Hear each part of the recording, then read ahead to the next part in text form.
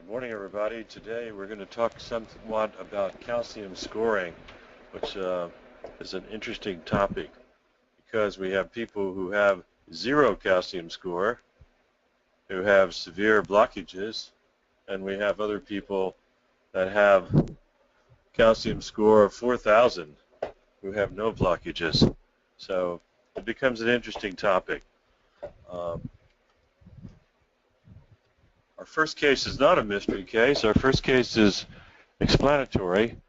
And basically, this is a story about a 42-year-old lady who lives in Indianapolis who had some fatigue and shortness of breath.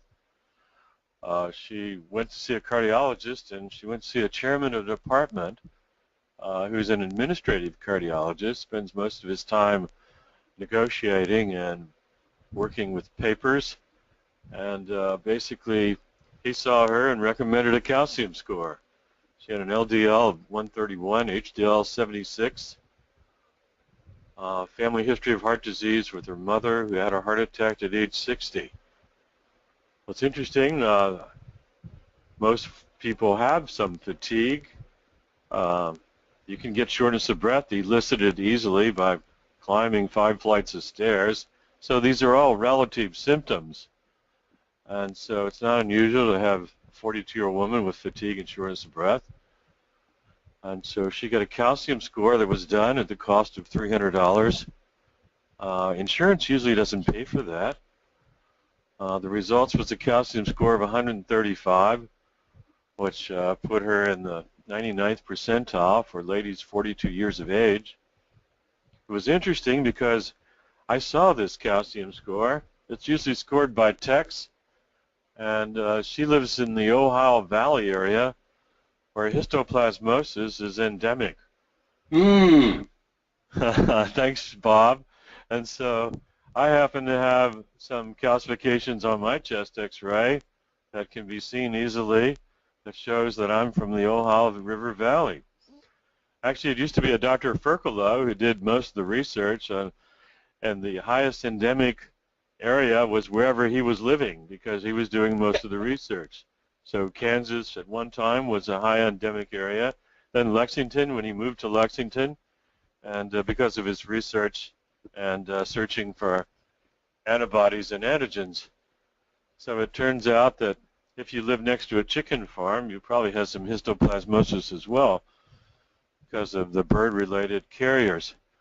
And so also, her calcium score was high because the right coronary artery had some calcification in it, and because of her heart rate, and because of her heart rate exceeding the gating rate of the CT scanner, she basically had her right coronary moving through the field of vision about 3 or 4 times. And so her right coronary artery was circled 4 times. And so we've got then multiple of 4 of what her coronary calcium score was in her right coronary. So this was highly subject to interpretation of the tech of what to circle that was calcified, and the tech wasn't very skilled at identifying that, and Dr. Noble didn't realize that. The patient then had a SPECT scan, which is not an unusual chain of events, and because of ladies frequently having breast tissue and getting attenuation of the anterior wall, she had a positive SPECT scan. That went on to a cardiac catheterization with some more but less radiation exposure than a SPECT scan, and I think the cardiac catheterization doctor was being kind to his department chairman by saying there was a 30% LAD lesion because I was damned if I could find that on my review of the cine angiogram. And so that led to your heart's pretty good, not totally good, but pretty good. And then she had a chest x-ray that was done. Chest x-rays were done routine prior to catheterization at that time. They're no longer done routinely. And because of the calcium score and the calcium in the lungs, she had a CT of the chest, this time 22 millisieverts. And guess what? Histoplasmosis. which basically shows some little calcified nodules throughout the chest field, sometimes in the hilum as well. And then it's been a year, so it's time for another SPECT scan. And SPECT scans having frequently a 50-50 chance of being false positive or false negative, same as a coin flip. This time came out to be a negative SPECT scan. And then they saw some scoliosis and some degenerative joint changes in her back, so then she got a back CT scan for another 20 millisieverts of radiation, defining osteoarthritis, and sum total was 86 millisieverts of radiation exposure, increased cancer risk, and basically $19,100 to work her up when in fact she had nothing but normal human aging, and was treated with, actually inappropriately, aspirin 81 milligrams, which she didn't need, and a statin drug 20 milligrams, all adding up to 20 cents a day treatment, which she actually didn't need. And so this just kind of shows you what I call the treatment train. Once you get on the train, it's hard to get off the train. And so she was on the treatment train, and it shows you what kind of workup can proceed and how you can go from one little diagnosis to another and get a lot of radiation exposure, spend a lot of money, and so it has turned out if the cardiologist touches you, that basically costs the medical system about $7,000. This time it cost the medical system $19,000. So you got to be careful who you're seeing and what you're doing. It's been said that you're better off not seeing the department chairman who's an administrative cardiologist, or not seeing the assistant professor who just got hired and just finished his fellowship, but maybe seeing an associate professor who has a great deal of experience. Took 7 years to be an associate professor, so at least he's got 7 years under his belt and is working in the trenches like you are, I hope. So I've showed you the cardiology six-pack, history, physical, EKG, echo, SPECT, and cath. That's why we add up to a $7,000 expenditure very easily by a cardiologist touching you.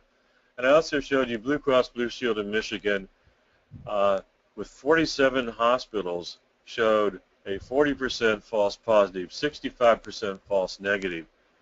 Nuclear scanning is the gatekeeper, and we think it's the wrong gatekeeper, and we think the healthcare system will eventually wake up to that, although the insurers really don't care.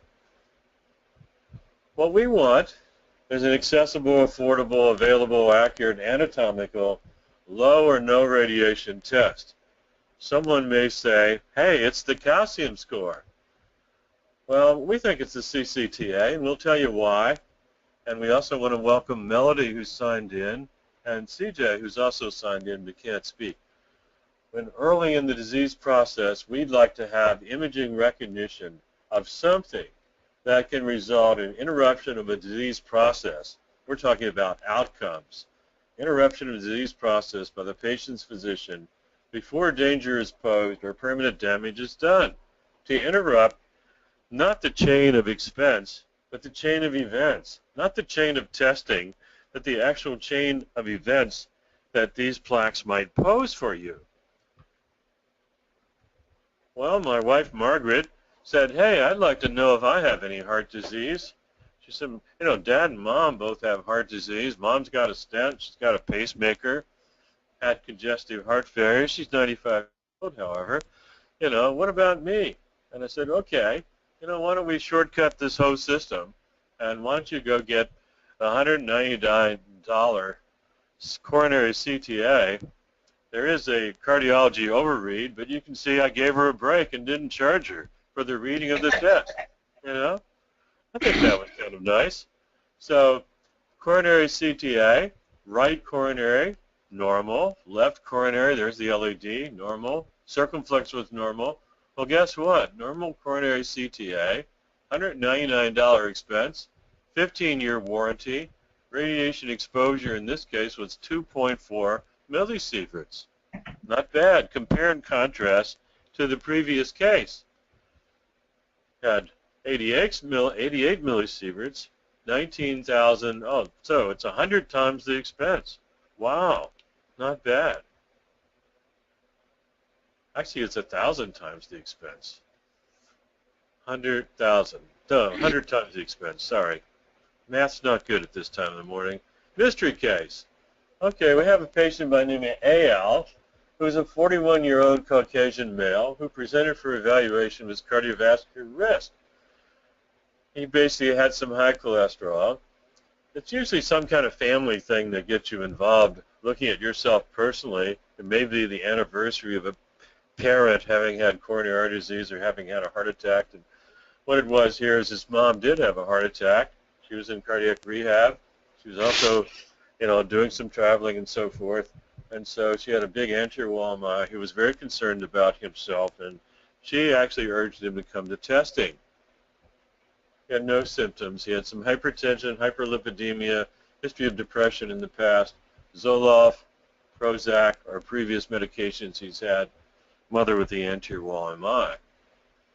And so physical exam was entirely normal. What do we do next? And I don't know if Melody can talk. Melody, are you mic'd? And Melody isn't mic'd, and so she can't make any suggestions. And so, Robert Carroll, would you like to make a suggestion? Well, for whatever reason, I don't have images on my screen, so I'm going to pass. Okay, we are showing the screen, and so I'm so sorry. So I will eventually figure it out. Okay, no problem. So we have EKG. That's a pretty good choice. Let's look for an EKG. See if we have one of those. Well, let's see. We don't have one of those, but he did have it in the past. That was a number of years ago. He had an echo and EKG, and they were fine. So what to do next? Well, let's see. This was in 2004, and so we chose to do a coronary CTA on a 16-slice scanner. And so, hey, that was as good as anything. In those days, all you had to do is control the heart rate. It really didn't matter. Resolution was fine. Time resolution wouldn't be the same. Just slow down the heart rate and make a picture. So we had a no stenosis, calcified plaque that was basically at the bifurcation of the LAD and first diagonal. It was a calcium score of 5. Calcium score of 5. There was no evidence of any vulnerable plaque, no evidence of any calcification anywhere else, and no obstruction. Well, that seemed like a one and done. What would you do next? And we don't have a student to work on this with. We have a wide variety of choices. We've got lipid testing again. We have a pulse test of inflammatory markers, C-reactive protein, stress echo, stress MRI. Those are both functional tests or flow studies. We have the notorious, made somewhat infamous cardiac SPECT scan by me. We have the PET-CT, pretty expensive. Cardiac cath, very expensive. Welcome. Go to Webinar Quick Start video.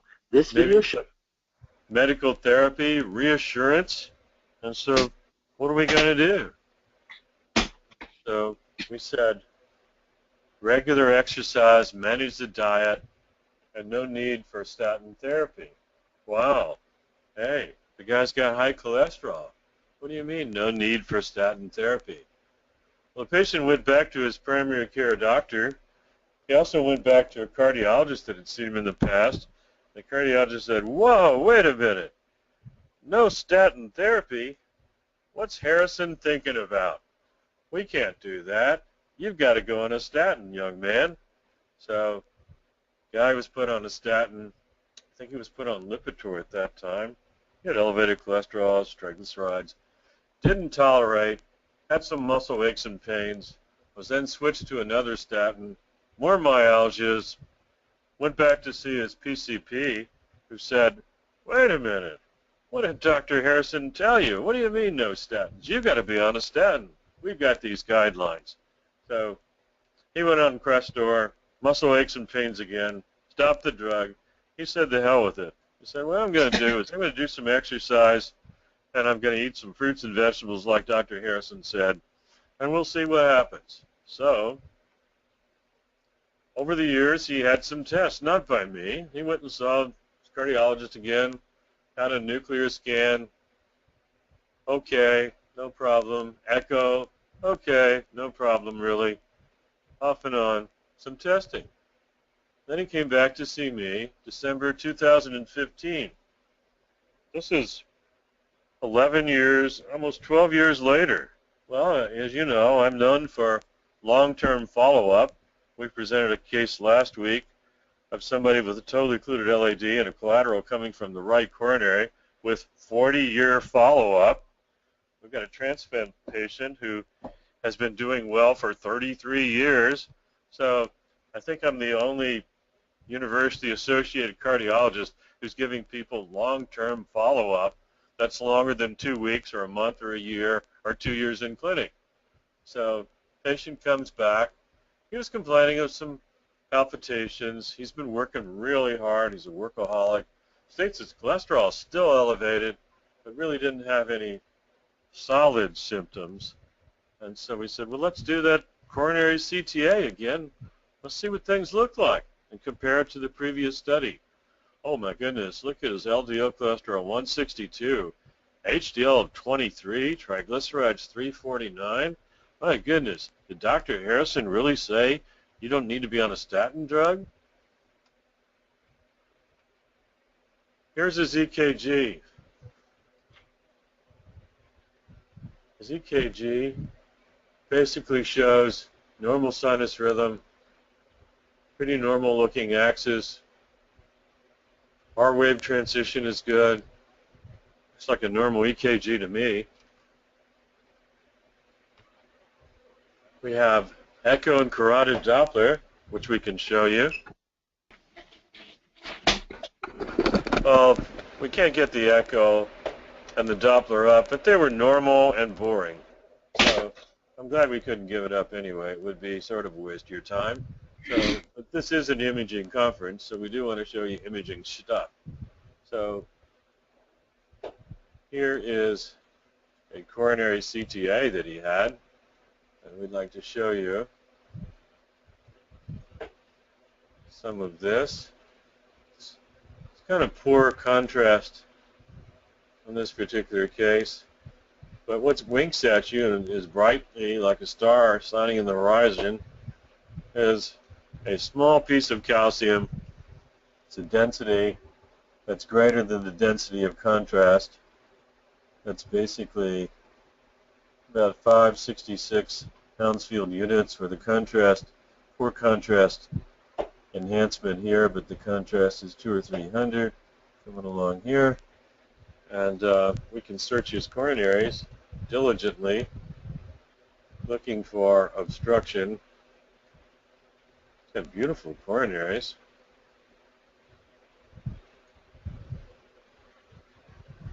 That's the right. Comes the circumflex.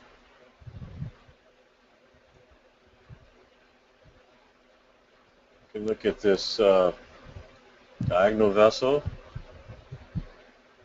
which will give you a quick view of. And here's this diagonal vessel. Here's that same little calcific nodule.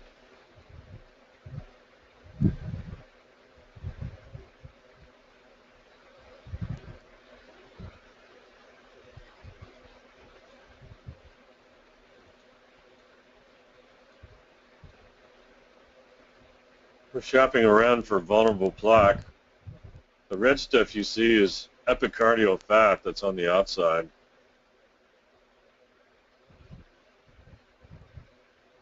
So our conclusion here is that after 14 or 15 years on no statin therapy, exercising, eating fruits and vegetables, doing everything else that he usually does, he basically has no change in his coronary calcium score and no change in the plaque that he had and no bad plaques. Dr. Carroll, what do you think about that? Well, I think he went to the right doctor. We broke all the rules. So thinking outside the box is not an effort. I live outside the box. Thinking inside the box is an effort. So it shows basically here that this gentleman really didn't need a statin drug. We cast the net too wide. And when we're trying to go out fishing for some cod, we caught some haddocks, and this haddock we threw him back. And so it appears that it's okay. He did have some tests, really didn't help in terms of basic diagnosis and helping him, but the outcome has been the same as if he had taken a statin drug. There's no change in what we find here. So statins have to be used with some discrimination. Calcium scoring may have been pretty useful in this guy. I like to know if you got vulnerable plaque. We'll talk more about that. But calcium scoring was certainly the same and no change after 14 or 15 years. So let's go to mystery case number 2. And this person is a 56-year-old Caucasian, married, female, personal trainer and aerobic instructor for 15 years. Man, this lady can work out. She can give you a good workout as well in terms of if you want to join her group. I think Dr. Carroll and I would last about 10 minutes. Maybe Dr. Tariq here might be able to go 15 or 20. But this lady is in great shape. She basically came to see me about a second opinion about her cardiovascular disease risk. She's pumping iron, she's highly aerobic, and she comes to see me about her cardiovascular disease risk. Diet is superb. However, she was found to have high cholesterol.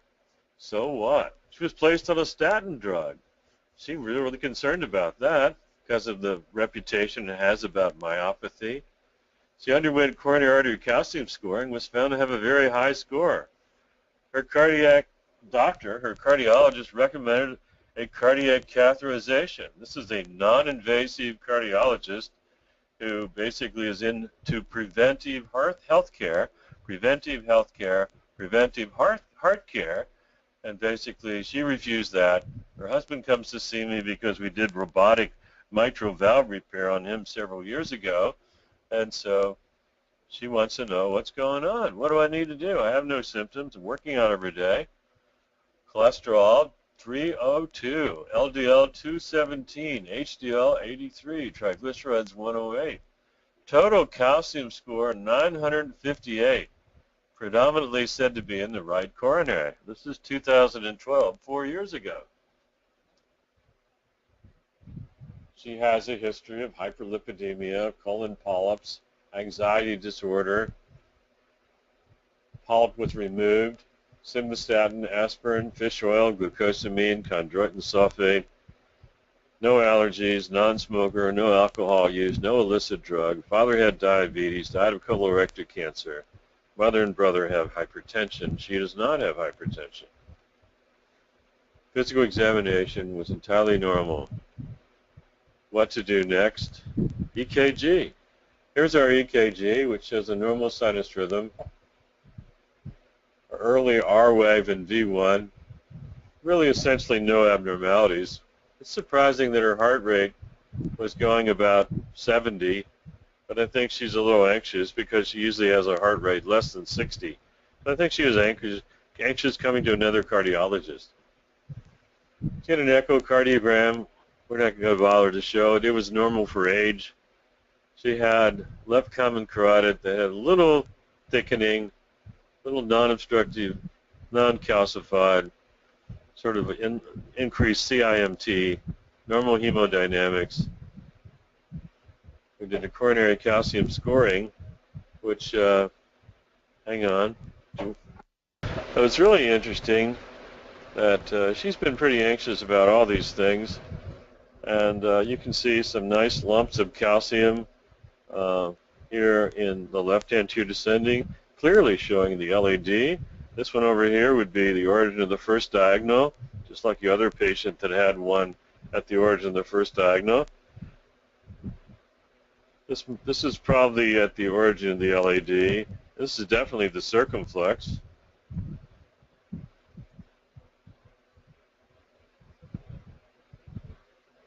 There's a more distant calcification over here.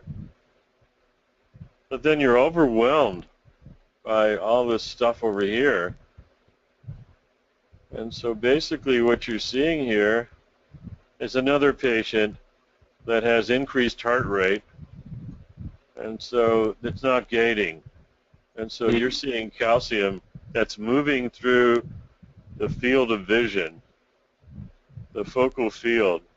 Calcium is moving through it, and as it moves through it, you see these blurred images. And so here you have this moving down. It moves down 1, 2, 3, 4, 5, 6 times it moves down over on this side.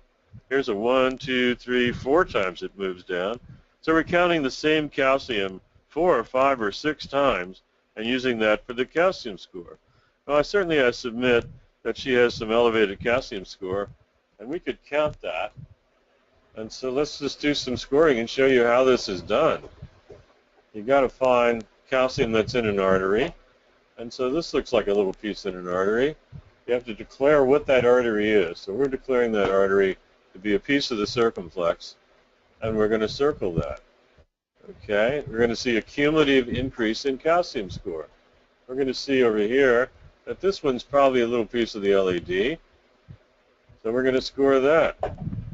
So here we go. We're calcium scoring this patient. And so for the circumflex, well, let's do the LAD. For the LAD, we got some stuff over here. There we go. And these two don't register because they're under the threshold. This one does register. And let's go see if we do anything with these little ones over here. They may be under the threshold. We'll see. We're rotating around here, scoring just like the tech would be doing. And this one met the threshold, so we got a little more score. And so then we click to go to the next slice. Now we're going to have some big time scoring over here in the LAD. And so you can see how much fun this is. There we go. We've got LAD. We'll get the circ. You've probably never seen a calcium score before. Probably the chairman of the department of the first patient never seen a calcium score either. So you can see that it's really important to see how this is done, how someone could look at some old histoplasmosis and circle it by mistake. Let's go on to the right coronary. And so let's go to the right where you see this one is the right, but this is the same picture. It just flipped through the field. It's the same picture as well that flipped through the field. There's the same picture again flipping through the field. So if we circle that, all the times it's flipping through the field as right coronary, we're going to get a lot of calcium over there. There we go. Got it. Got it. You see, you don't have to be very discriminating. If there's just one little piece, you can make a big old circle. Got it. Got it. Not going to take long to add this up. Got it. Now we're circling that again. That's twice now. Oh, here it comes again 3 times. 5 times. 6 times. And we're adding up the same calcium several times. And the numbers are flying.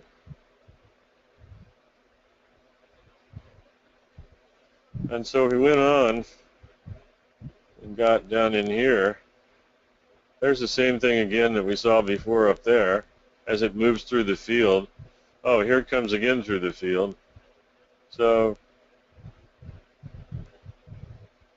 gets a high calcium score. Patient gets ordered to have a cardiac cath. Now you understand how that's done and how you could just randomly circle something by mistake. You know, let's circle a sternum and see what it looks like. Here we go. Oh, that's a nice calcium score. We could catch a rib while we're at it. Whoops. Calcium score is going up. So that's how it works. Let's go to PowerPoint. Seen those images. So the calcium in the right was actually counted 3, 4, 5, and 6 times, secondary to abnormal gating caused by the heart rate variation during the acquisition. Obviously, the doc didn't see this. Calcium score is a lot lower. It's about half, probably less than that. It probably about 100, and so maybe 150, and so no big deal. But what are we looking at? We're just looking at calcium. You know, do we really want to do a cardiac catheterization? Do we want to do a flow study? You know, patient is asymptomatic. I mean, here's a lady. I mean, aren't we interested in what's going on in terms of she being someone who's a superb athlete? She has some elevation of her CPK. Maybe that's from statin drug, or maybe it's from exercise. And so we did change her statin drug. She still had CPK in the hundreds. You know, it looks to me like it's because of exercise. She doesn't have any symptoms. But did you know, with the drug companies that did the PCSK9 studies looking at this injectable antibody for LDL receptors that controls the LDL very well, they were able to find that patients that were entering the study, this is a biased sort of group, but they also cast the net wide and found patients that weren't really referred for the study, that they entered in the study, and they found 50% of patients on statin had some intolerance. Well, you know, that's a little more than I thought. I thought it was 40%. It turns out to be 50%. I'm not surprised. Statin drugs are poorly tolerated. And so we did do a coronary CTI. I can't show this image because it's an old image that isn't for some reason formatted to load on this workstation. But it showed exactly what we saw, those coronary calcifications, which create an artifact. They're really not as big as they look. There's something called blooming artifact, and the blooming artifact makes them look a lot bigger than they really are. It's like looking at a fish underwater. Not you being underwater, but the fish being underwater and you being in the air.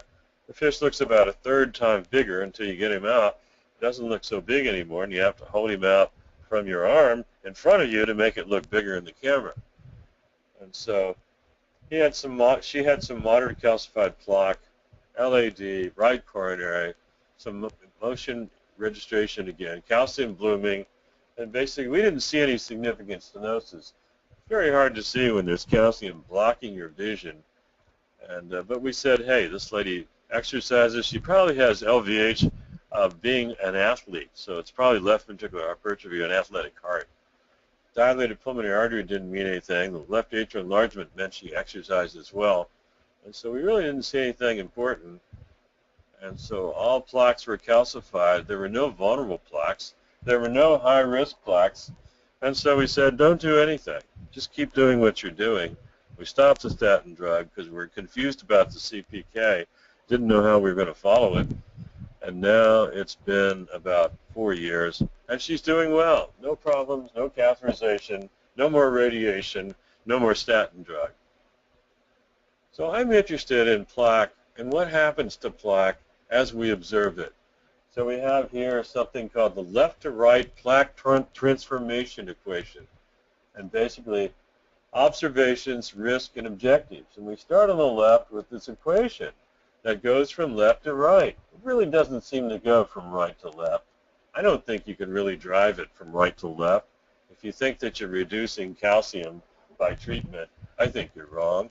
And so genes, lipid pool, inflammation, arterial wall, macrophages, all combine, and many other factors that may be methylated genes, histones on genes, which are called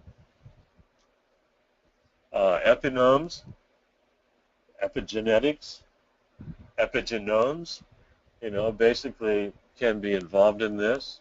Heredity, certainly inflammation, because we know patients with rheumatoid arthritis have the same risk as somebody with diabetes.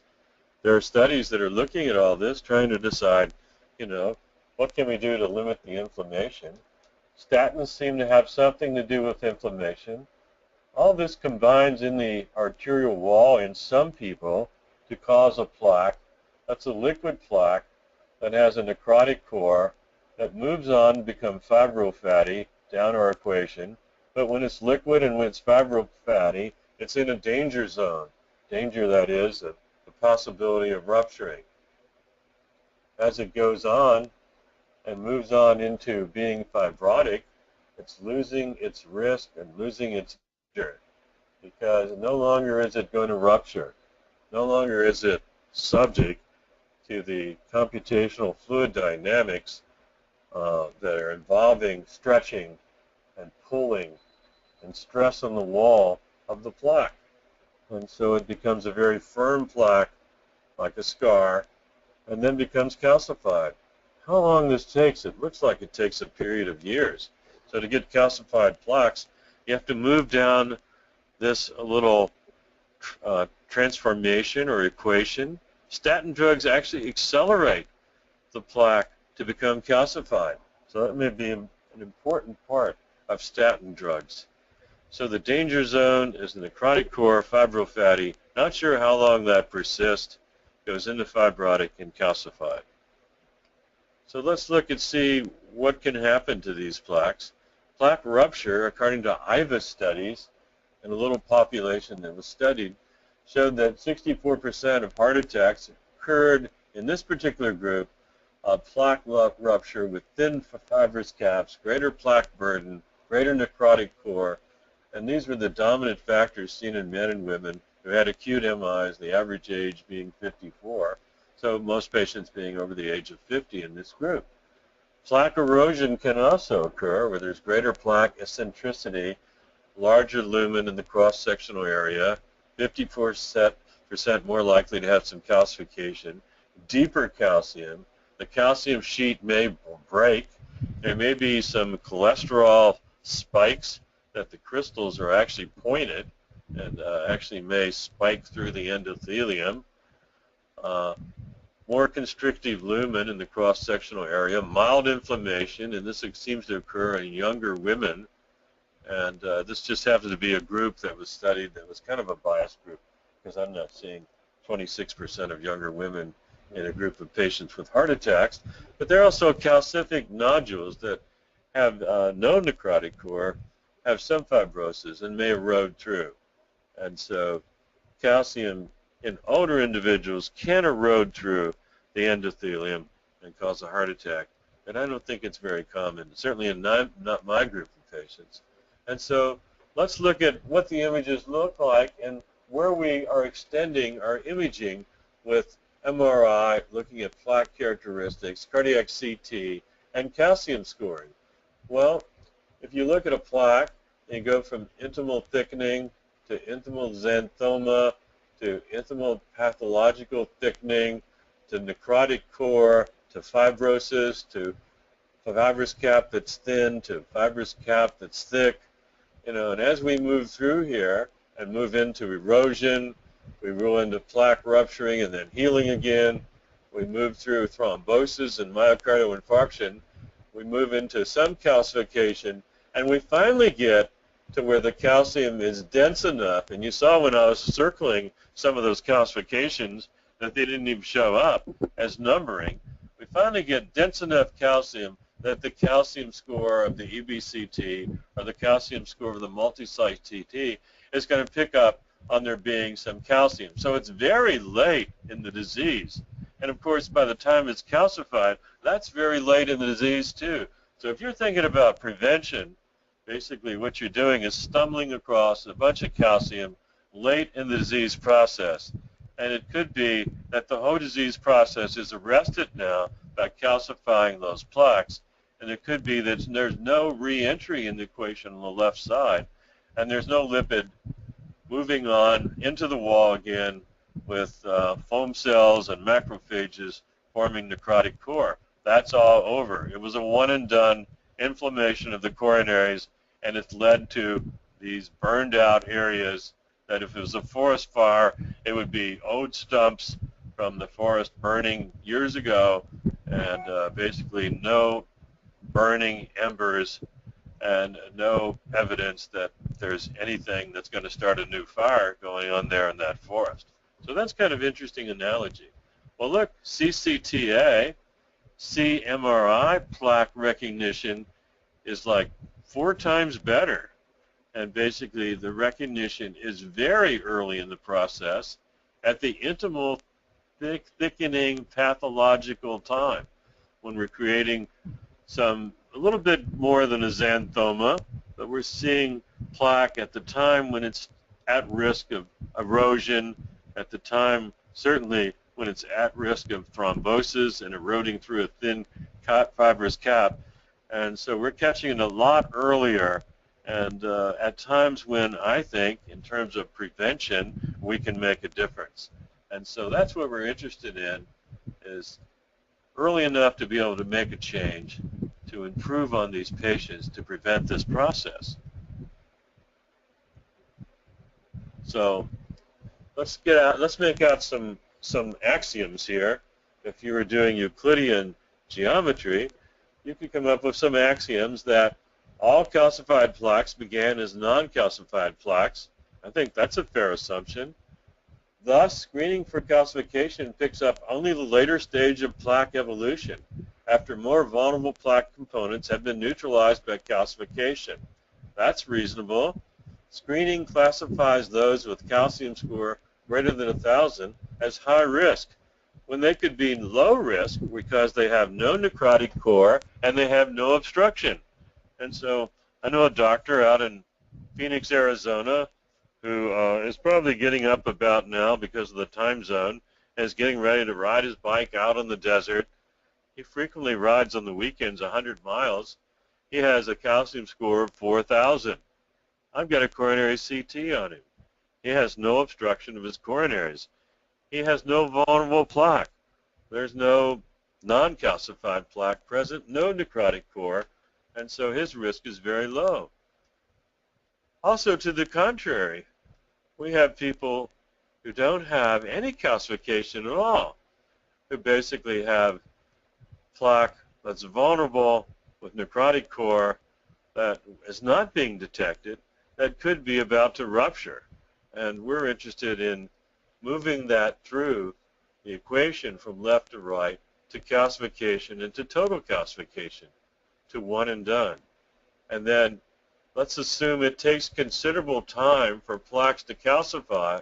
By the time we get to calcification, we may have missed a bunch of non-calcified plaques that may have ruptured and caused heart attacks. And so perhaps we're too late by calcium scanning. So I submit that premise for you based on these ideas. Coronary calcium scoring does improve the discriminate accuracy and risk classification of the Framingham risk score. So we can say those patients have had active coronary artery disease. They have plaque in the wall of the aorta, the wall of the arteries, and basically they have coronary atherosclerosis by definition. So the Framingham risk score, however, is used for predicting heart attacks. It's not used for predicting coronary artery disease. And so people who have calcium, many of them do have necrotic core, vulnerable plaques. They're not one and done, and they're repeating the inflammatory process cyclically to get more calcium. And as they do that, they have more non-calcified plaques proceeding to become calcified. So those patients are going to have increased risk of heart attacks, and so we have improved the Framingham risk score on those patients, but that's a small group. We have no prospective data currently indicating that calcium scoring reduces coronary artery events or other clinical outcomes. So my patient biking the desert this morning with a calcium score of 4,000 hasn't really benefited from having the calcium score. He has benefited from having the coronary CTA, because we can tell him he has no obstruction and he has no vulnerable plaque, and we think he has a low risk of rupturing with one of those plaques eroding through. If the statement from the American Heart Association in their risk guidelines in 2013 says, If after quantitative risk assessment, a risk-based treatment decision is uncertain, assessment of coronary artery calcium score and are unconventional. Note the word unconventional.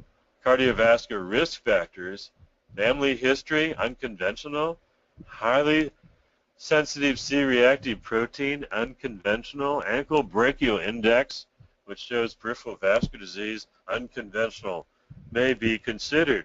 So there's a huge bias built into this statement by using the word unconventional cardiovascular risk factors to steer you away from asking the family history, which is not included in the Framingham risk assessment, which to me is kind of ridiculous. The renal score uses family history, but the Framingham does not. Ankle brachial index, which tells you have peripheral vascular disease, which is associated with generalized atherosclerosis, which is associated with coronary vascular disease, is not used. Highly sensitive C-reactive protein is used in the renal score, but is not used in Framingham for predicting risk of a heart attack. So Framingham study doesn't seem to be very rewarding in some aspects, and certainly the framers of the Framingham study are looking upon and looking askew at some of the things that we've been looking at and calling them unconventional. Typical cost of an EBCT, which nobody does anymore, which is an electron beam CT scan, which is a little lower radiation, as you can see down here.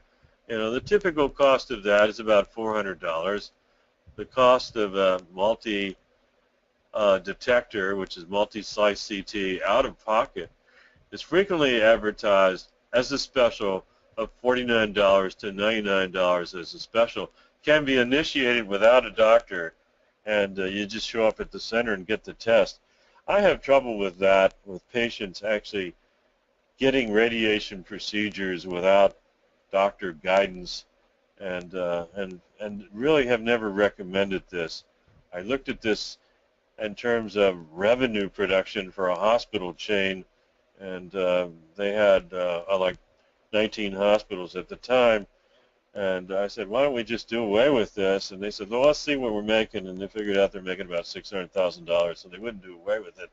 They also think getting the patient in the door, they might get associated with their hospital and feel some allegiance. They might actually come back if they have something to the ER, and so it's a marketing ploy. It really hasn't been well substantiated by doctors and even reviewed by many doctors, and I don't endorse that. The radiation dose, that's pretty low. It's about half of background or a third of background in Tampa for a year, and it's about half of the exposure of a coronary CT, maybe less than that, depending upon what your coronary CT is going to be. Actually, we've had coronary CTs for 2 millisieverts, 2.4 millisieverts, so just a little bit more, and you could have had, you know, the big enchilada, because you could have had a coronary CTA, and you could have bypassed just getting this little calcium score, which, as you saw in the spectrum of disease, is sampling late, and is sampling a very thin slice of the spectrum of that left to right equation that we thought was so important. And so here's radiation, and we always got to put radiation in perspective. And so I've got my own perspective of radiation by putting these numbers up here. And you can see dual isotope spec scanning is like almost 40 millisieverts here. Wow, that's using technetium and thallium to increase throughput in a hospital or outpatient doctor setting. And so that's pretty hot, pretty hot. Thallium stress testing on its own is down here, and so that's like, looks like 18 millisieverts. We got angioplasty is the highest radiation experience since Hiroshima, and so we've got 16 millisieverts here for having an angioplasty. That's the patient, because there's some Compton effect and scatter. Also, the doctor's getting some radiation. Hopefully he's shielded. There's more left-sided brain cancer among interventional cardiologists than there is right-sided brain cancer. That means that the right-handed and their left brain is being exposed to radiation unless they're wearing a lead cap.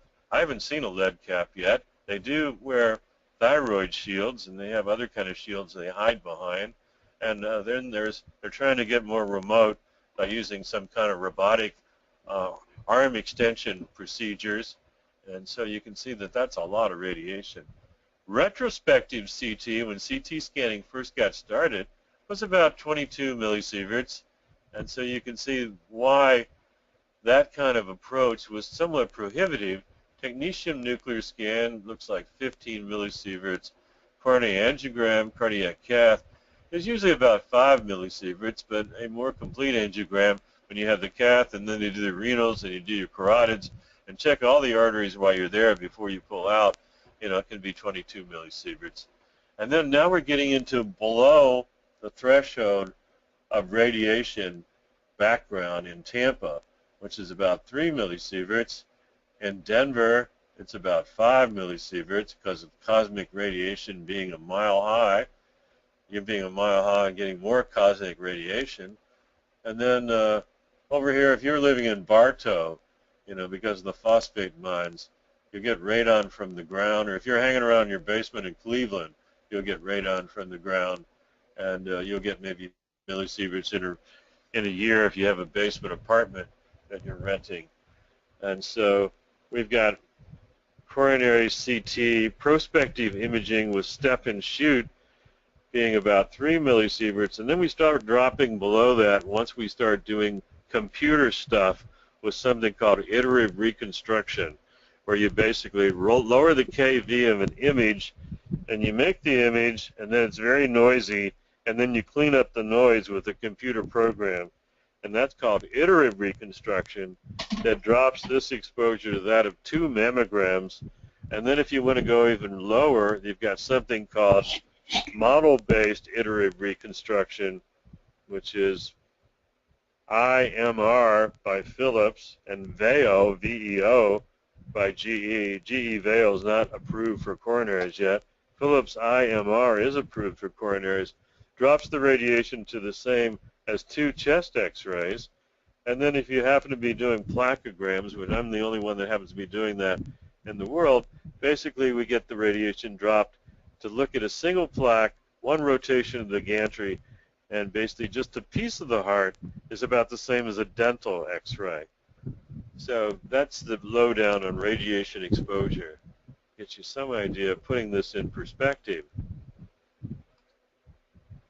Well, let's talk a little bit more about how come we're seeing patients that just have calcium and they got these little plaques or maybe big plaques and there's no necrotic core anymore. What happened to them? How could you theorize that somebody could do necrotic core, fibrofatty, fibrosis, calcified plaques, and be one and done?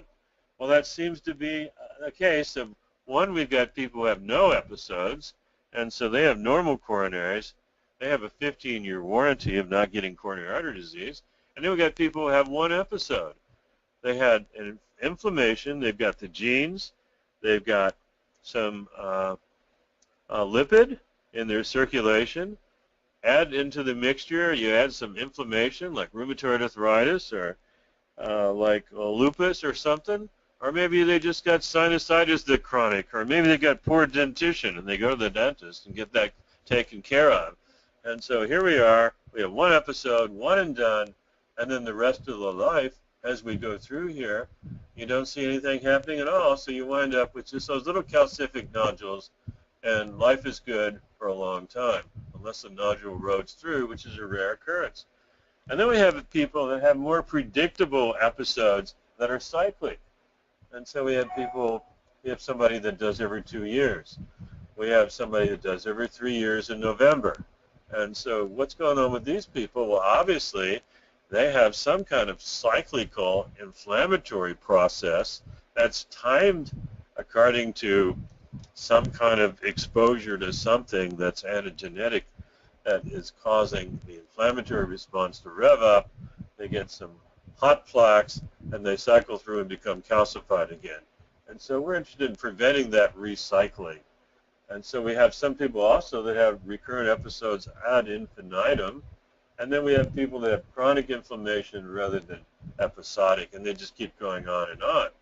And so we need to be able to recognize these, because first we recognize by coronary CT no episodes, normal coronaries are out of there, and then basically we recognize the people who have calcified plaques that are like nodular, focal, some remodeling of the vessel wall where it's probably larger there at that point, and basically they're the one-and-doners.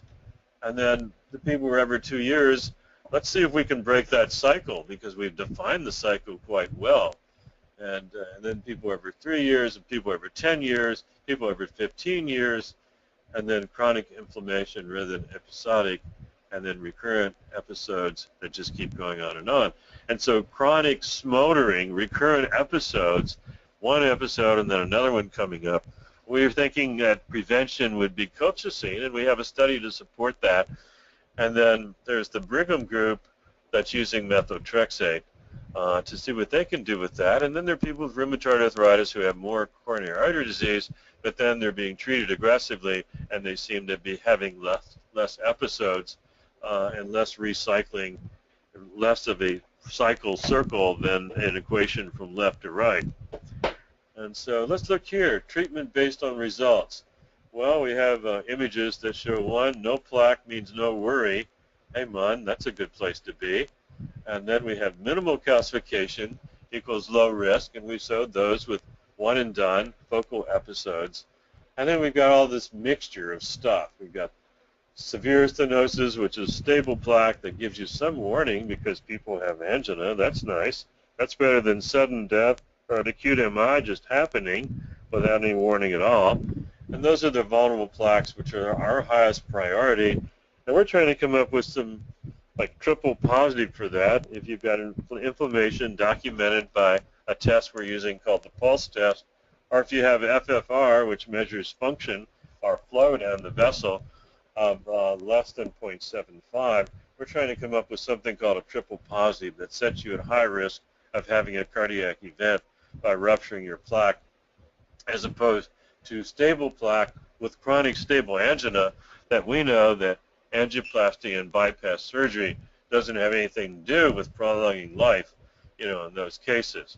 It just relieves the pain of angina, and there are other plaques that are scattered around that may be vulnerable, that may give you a heart attack. And then we have the mixed plaques, basically, that may be non-obstructive, but they have calcium elements in them, and that changes the computational fluid dynamics and changes what happens to the plaque in terms of rupturing if you've got some pieces in there that might be sharp crystals that might poke through. So these are our references. We have many, but these are just a couple of the references. And basically, we can throw it open to questions now. Dr. Carroll, I know you have questions, because you always have questions. Well, thank you, Eric. You are reading my mind.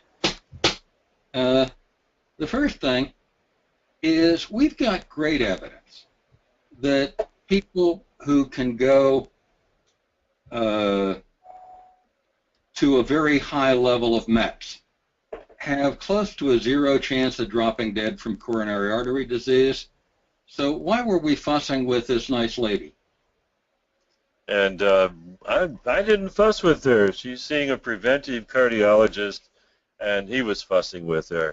Okay. And there are people, as you know, even perhaps near your neighborhood, that are marathon runners that are out jogging, that are physicians that place their water bottles at good locations for when they don't get dehydrated, and they can pick up a bottle of water while they're out jogging, that may have sudden death. And so they've got the METs, and they're able to do the exercise, but unfortunately they may have a plaque that has a necrotic core that is rupturing, and the rupturing process is that it ruptures and then heals, ruptures and heals, and ruptures and heals, and then occludes the vessel. And so that can be a silent or a semi-silent process. We showed a case last week of someone who had a not silent process. They had severe pain, and we went and looked at their coronary CT and compared it to that seen a couple years before. Actually, it was seen 8 months before, and we found that patient had ruptured a plaque and must have thrown some platelet clumps distally to cause chest pain. And basically, we treated him with aggressive treatment with better cholesterol, inflammatory treatment, as well as loading him up with Plavix as if he was having a heart attack. And so there are people that get the Mets that are still at risk. But we showed that she isn't. She's not one of those because she doesn't have any necrotic core, and she just has old burnt-out stumps from a forest fire. Okay. Robert, anything else you want to say? Oh, plenty more. The second is, why is nobody looking at minocycline? Minocycline is an anti-inflammatory drug that carries with it very little morbidity. And basically, if you think that the inflammation is caused by a mysterious infection, which many people believe and can be, you know, obviously there's something going on every 2 years or every 3 years in these cycles. And so instead of methotrexate, which is being used at Brigham on a randomized double-blind study, instead of colchicine, which has already been a study, minocycline is another good choice. Well, even more, minocycline is lipophilic. So this we're talking about penetrating the necrotic core and getting into the plaque. Precisely, and it also penetrates the blood-brain barrier. And anything lipophilic is going to penetrate the BBB. For rheumatoid arthritis. So penetrating the BBB has its pluses and minuses, but in this case, it does no harm. So minocycline is a drug that I've been studying for about 3 decades, and this is good stuff. Okay, so a third great point. Proposal for a randomized study, and we'll Google and see if we find anything that's been done. Great.